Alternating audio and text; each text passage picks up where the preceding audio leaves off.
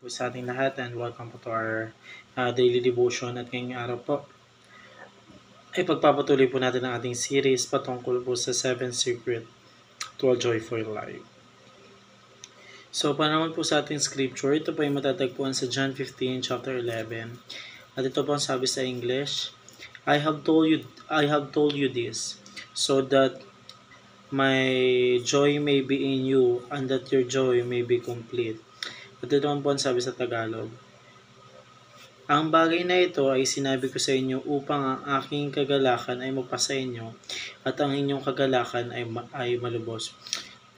So sabi po dito sa John 15, sinabi po ng sa atin ng ating Panginoon Diyos na yung about sa bagay na po ito is yung about po sa joy ay iwiniwish siya po is mapunta po yung kagalakan niya po sa atin or mas matuwa.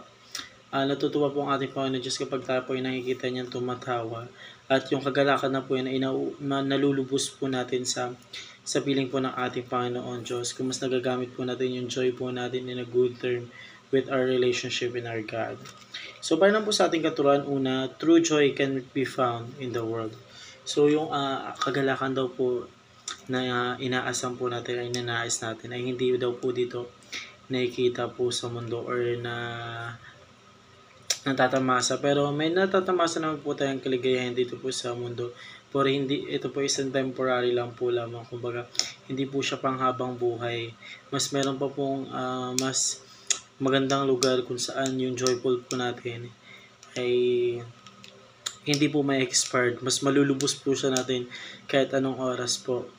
At sabi nga po dito sa ating pangalawang katuruan po, kasi connected po siya, true joy can only be founded in Christ.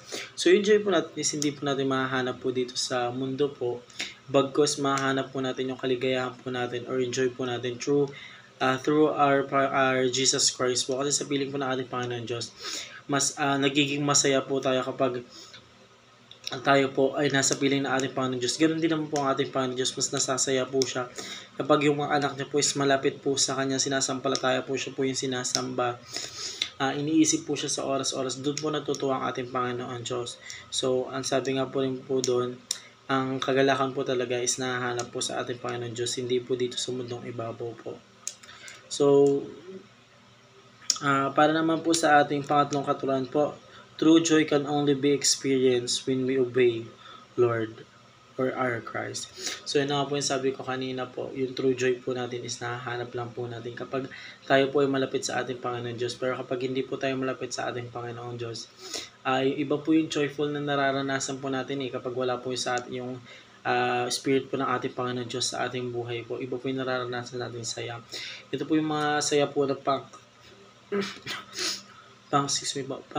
madalian lamang po or hindi po siya pan long term, kumbaga may specific date po siya na mawawala po yung joy na yun.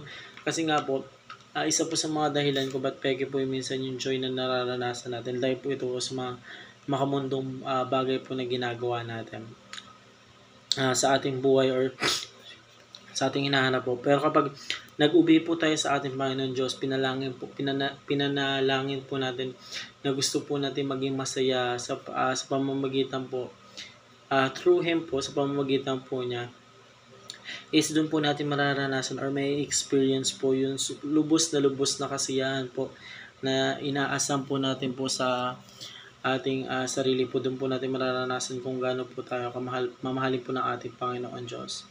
So yun lamang po para sa na ito. Maraming salamat po sa pakikinig and see you po ulit bukas para po sa ating daily devotion.